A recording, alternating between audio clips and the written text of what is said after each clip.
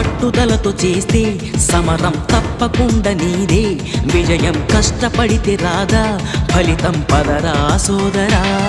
నీ ధైర్యం తోడై ఉండగా ఏ సాయం కోసం చూడక, నీ ధ్యేయం చూపే మార్గంలో పోరా సూటిగా.